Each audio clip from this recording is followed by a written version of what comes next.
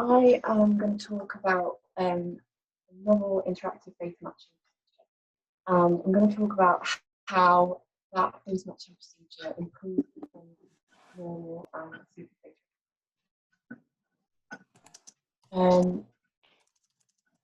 Okay, so you might think that face matching is a trivially easy task, and although we might be able to recognise familiar people in very poor viewing conditions, actually unfamiliar face perception is surprisingly error-prone. So error rates in unfamiliar face matching tend to vary between around 10 and 30% in experiments, and that's quite worrying when you consider that important security decisions might rely on accurate performance.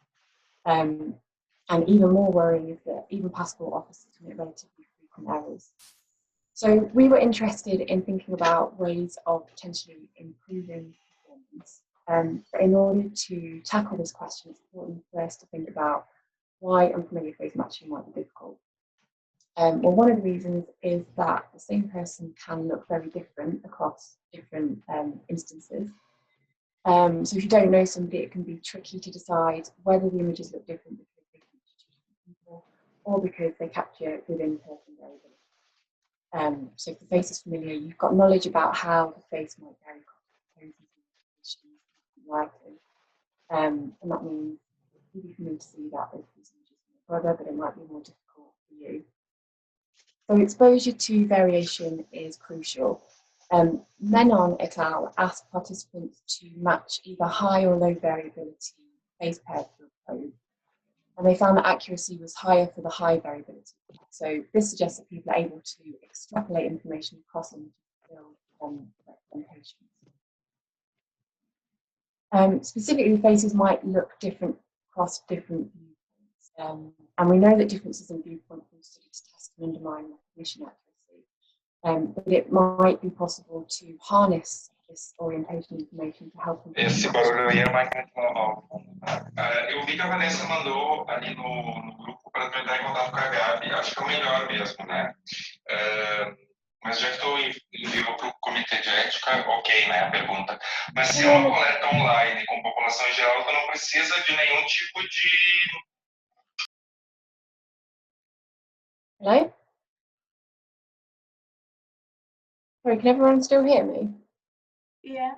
Yes, right, sorry. I could hear something else going on altogether. I'm not sure if you could hear that too. All right, so perhaps surprisingly, Kramer and Reynolds found that when both a frontal and profile view were provided and participants were asked to match these two images to a different image, that actually the two together, sorry, just really put off by like the being able to hear everything. So, yeah, both the frontal and profile views could be compared to an image, but it didn't allow the viewers to build a 3D independent representation of the face.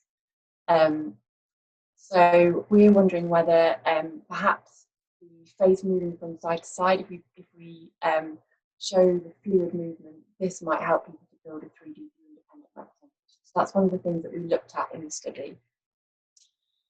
Another way that we might be able to boost performance is by allowing people to interact with the face. So by this I mean manoeuvring the face into any orientation.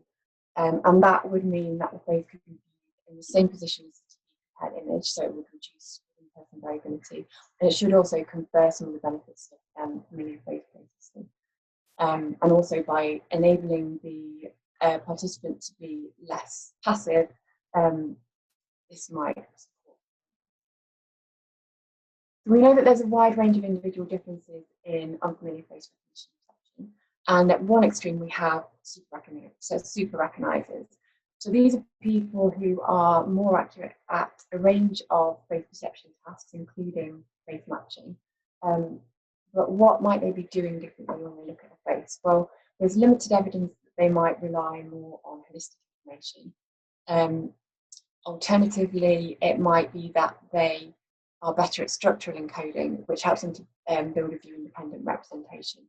And if this is the case, we might expect that they wouldn't benefit as much from orientation. It's possible for them to build this view just from a static single image. But to date, there hasn't been very much work on the basis of differences between normal and super recognizers. So we thought it was important to test performance across those. In a series of 4 experiments, we've tested how orientation information and interactivity affects face matching. Tested normal face recognizers in experiment 1, superior face recognizers in experiment 2, and then we directly compared them in experiment 3 and 4. Participants were recruited online, and these are people who had previously completed the Cambridge Face Memory Test, the extended version, on Josh Davis's Super Recognisers website. And we invited people who'd scored 92 or below. And later I'll explain why we use 92 as a cutoff, but for now what's important is that this sample doesn't include anyone who's argued to have attained Super Recognisers. We took the stimuli from the University of New South Wales Unfamiliar Face and Voice database, and this features Facebook profile images for each individual, as well as high quality video of the face moving from side to side. So from this video, we were able to construct the stimuli for different orientation conditions. So I'll show you what they look like now.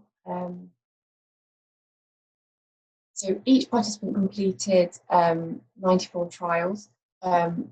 This is the frontal condition. So it's static frontal images, orientations condition where they've got stilted movement, but it's still orientation movement. And then in the moving condition, they've got fluid movement. And in the interactive condition, they're able to move the face into any orientation that they want using the mouse. So here we've got accuracy in each of the different conditions. We've got same identity shown by the black dot, so that's trials where the correct answer is the same person, and then different identity with the white dot. So the frontal condition, orientations condition, moving condition, and interactive condition. Overall accuracy was quite high, average was around 85%. And we analysed the results using multi-level modelling. So we've got a main effect of image type, which suggests that normal recognisers benefit from the availability of orientation information. And we did pairwise tests, and these showed that in both the moving and the interactive condition, accuracy was higher than in the frontal condition. There was an interaction between image type and identity. And you hear that the basis of that is that in the interactive condition, same identity and different identity performances switch around. And there was also a significant difference in terms of criterion. So it looks like interactivity is kind of highlighting the salience of differences between facial images. And this is important when we consider that if in a normal security context, identity verification tends to involve same identity trials. So boosting performance on different identity trials is crucial for preventing identity fraud.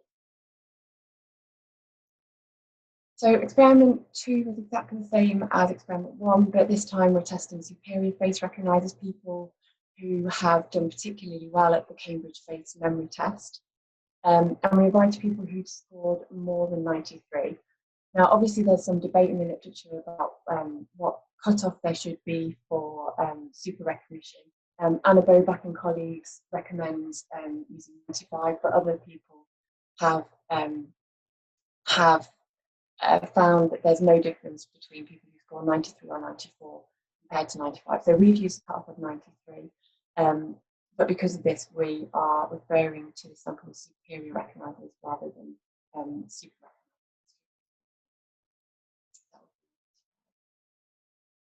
recognisers. So this is accuracy for the superior recognisers. We've got accuracy in frontal, orientations, moving, and interactive condition. And there was a main effect of identity. So accuracy was higher on different identity trials, and that's the opposite pattern of performance or that we observed with normal recognisers. So this fits with the literature suggesting that super recognisers tend to be more conservative. There was no main effect of image type, but there was an interaction between identity. So it looks like the moving and interactive conditions support the superior recognizable performance in the sense that this difference between different and same identity trials closes. But there wasn't any significant difference in terms of criterion across conditions.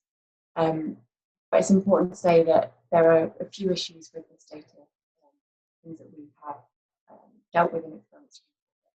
You can see the accuracy is extremely high. We've got potentially we've got ceiling effects.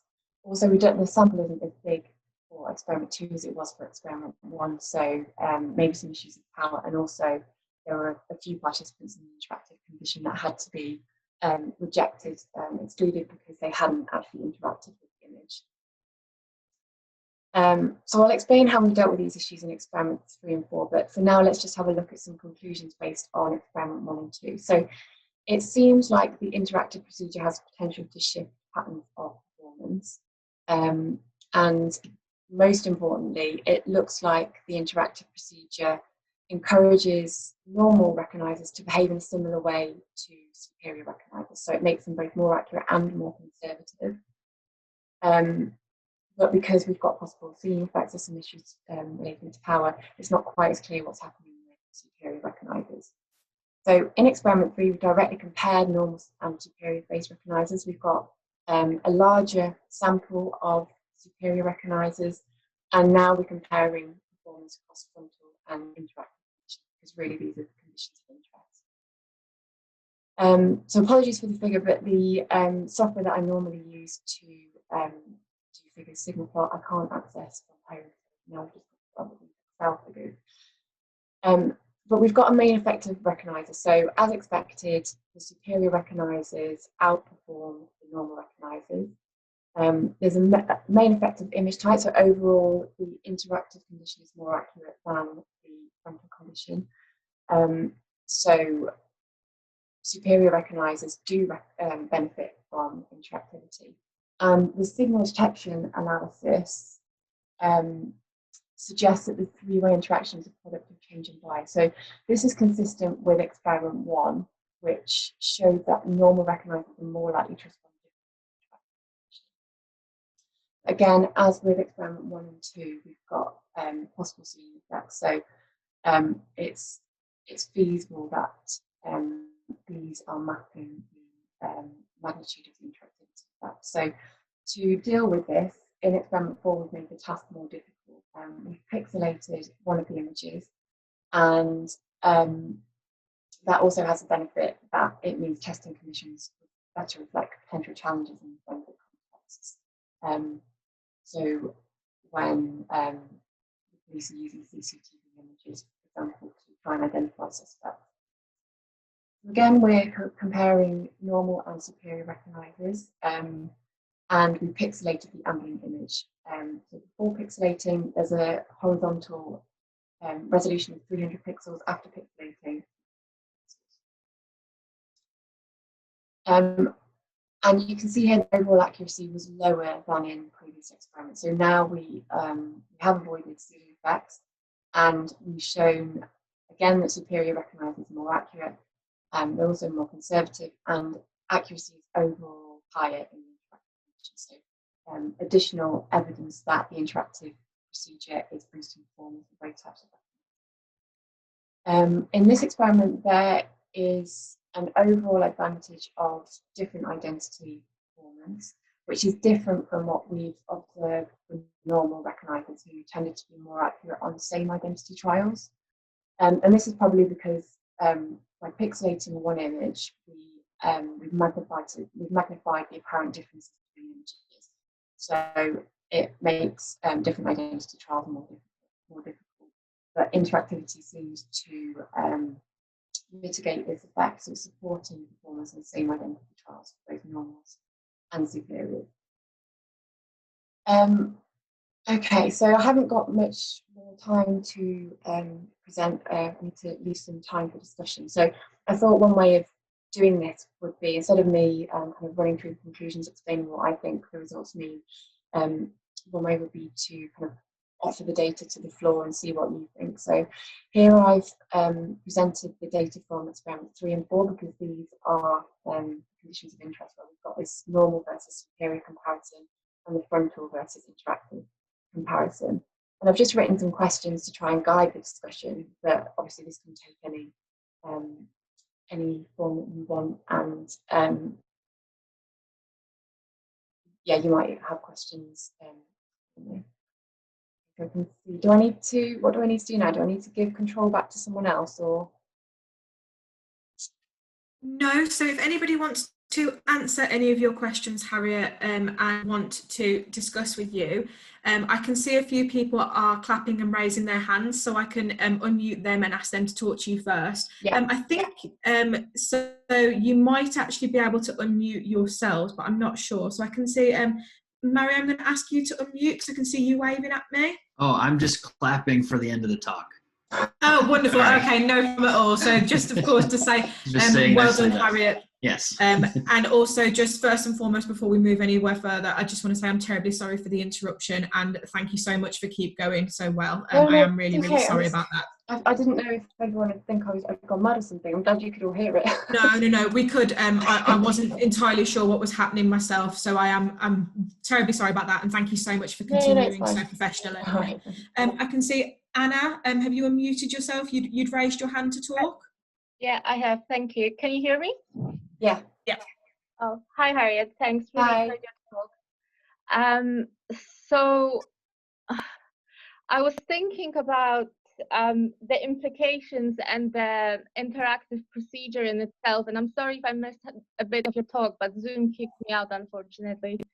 So I just wondered whether you thought or you had a control condition with this sort of 30-degree view, because I think there is some evidence to suggest that if you have faces in this 30-degree view, this is beneficial for face processing. And some of the countries actually use this type of picture in their identity card. Mm. So I wonder whether you might think of incorporating this as a control to the interactive rather than frontal. Yes. So I think that's a really interesting question. Definitely something that we could look at in future research. So I suppose the thing that stopped us doing that, or would have stopped us doing that, was to do with the stimuli that we had access to. So we used the faces were from the University of New South Wales database, and most of the comparison images in that are frontal because they are Facebook profile images. So that might have kind of introduced some kind of added layer of difficulty for participants because there was a difference in orientation. But yeah, could you use that? Could you extract the stills from the videos as comparison? Yeah, we could do, but then we wouldn't have. I'm talking more about the ambient images that we used. So the face on the left, I don't know. Right. Yeah. Okay. Yeah. Yeah. But yeah, right, definitely. No, thank you for the suggestion. All right. Thank you. So Maddie's just given me the 2-minute warning. So I have actually got one other question for you, Harriet, in the chat, coming from Dawn Weatherford, who says, great work and very interesting, which I second. And she says, I have a question about the capabilities of the interactive programming. Does it allow for faces to move in other directions than just side to side? So for instance, upper left to lower right, or other ways that the face might pivot on the neck? If so, what might be your predictions about the results of that type of condition? Yes, there's definitely scope for that to be for the procedure to be extended in that way. And I think again, it was the stimuli limited us in that sense because the videos that we used were from side to side. There are also videos of up and down where we wouldn't have been able to do anything with this diagonal. But certainly I'm sure that if we can get videos of people moving all around, that we're possible to do it. And I think that if that was the case, we would expect accuracy to be even higher because it would facilitate the building of 3D independent representation to an even greater extent. Fantastic. She said thank you in the chat, so I'm guessing that means that you answered her question, Harriet. Okay, thank you. So does anybody else have any other questions that they would like to ask Harriet before we move forward? You can either raise your hand or pop it in the chat.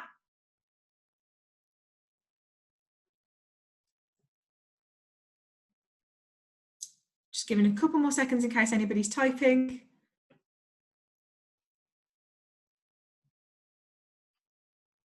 Okay, and then if not, I would also again just like to say thank you so much, Harriet. That was a really interesting talk. If anybody does have any other questions that spring to mind though, hopefully we'll have a little bit of time at the end. Thank you. Oh, thank you so much, Harriet. That was really interesting. Sorry about the little interruption as well, but thank you for carrying on. Yeah, so next we have Mario Baldassari with the effect of pre-crime instructions on eyewitness identification. So, I'm just going to make you co-host now, Mario, so you can share your screen. Fab.